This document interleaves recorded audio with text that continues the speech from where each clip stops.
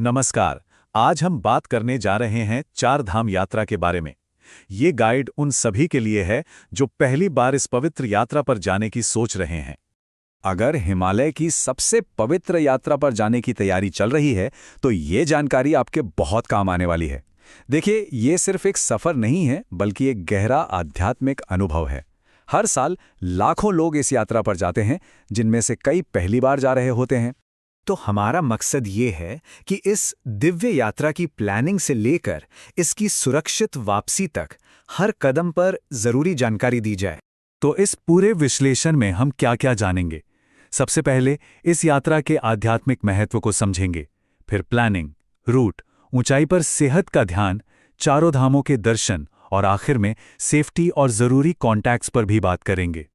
चलिए शुरू करते हैं और सबसे पहले समझते हैं कि इस यात्रा का आध्यात्मिक पहलू क्या है। तो ये जो छोटा चार धाम है, ये असल में उत्तराखंड के हिमालय में चार पवित्र जगहों का एक सर्किट है। इसकी एक पारंपरिक शुरुआत होती है यमुनोत्री से, फिर गंगोत्री, केदारनाथ और यात्रा का समापन होता है बद्रीनाथ में। और इस यात्रा का धार्मिक महत्व बहुत गहरा है। ऐसी मान्यता है कि जो भी तीर्थयात्री इस पूरे सर्किट को पूरा कर लेते हैं, उनके सारे पाप धुल जाते हैं और उन्हें मोक्ष यानी जीवन मृत्यु के इस चक्र से मुक्ति मिल सकती है। चलिए, अब बात करते हैं कुछ प्रैक्टिकल चीजों की, मतलब इस दिव्य यात्रा की प्लानिंग और तैयारी कैसे की जाए। तो सबसे पहला और सबसे जरूरी काम वो है रजिस्ट्रेशन। देखिए, ये अनिवार्य है, मतलब इसके बिना यात्रा पर आगे बढ़ना मुमकिन नहीं होगा।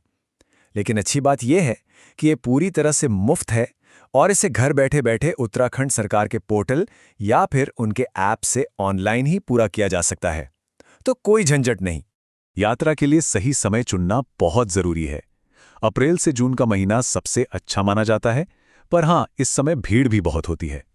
जुलाई अगस्त में तो बिल्कुल नहीं जाना चाहिए, क्योंकि मॉनसून की वजह से लैंडस्लाइड का खतरा बना रहता है। सितंबर से नवंबर का समय भी काफी अच्छा है, मौसम भी साफ रहता है और भीड़ भी थोड़ी कम मिलती है। सेहत का ध्यान रखना सबसे जरूरी है।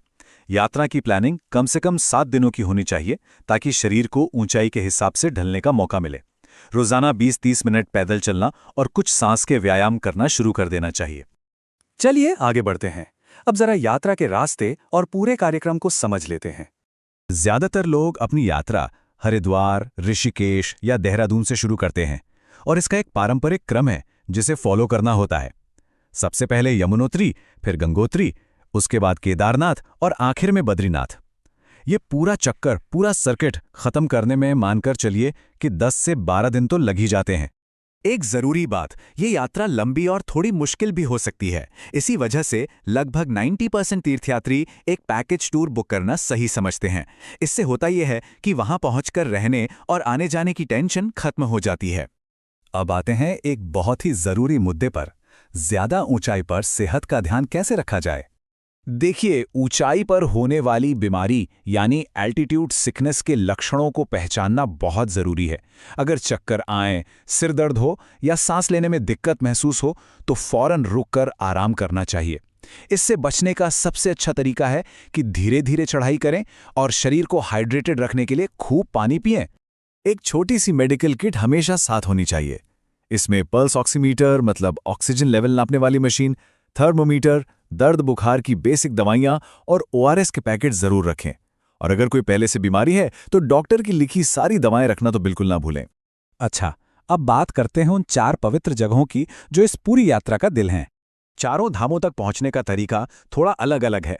यमुनोत्री के लिए लगभग 6 किलोमीटर और केदारनाथ के लिए तो 16 किलोमीटर की चढ़ाई करनी पड़ती है। वहीं गंगोत्री और बद्रीनाथ तक गाड़ी से सीधे पहुंचा जा सकता है। जो लोग केदारनाथ की इतनी लंबी चढ़ाई नहीं कर पाते, उनके लिए हेलीकॉप्टर की सुविधा भी मौजूद है। और अब सबसे आखिर में कुछ बेहद जरूरी बातें, सेफ्टी और इमरजेंसी कॉन्टैक्ट्स के बारे में। कुछ आखिरी लेकिन बहुत जरूरी टिप्स। देखिए, पहाड़ी मौसम का कोई भरोसा नहीं होता, इसलिए गर्म कपड़े और रेनकोट जरूर साथ रखें। पहाड़ों में नेटवर्क की दिक्कत आम है, तो ऑनलाइन पेमेंट के भरोसे ना रहकर कुछ कैश जरूर रखें।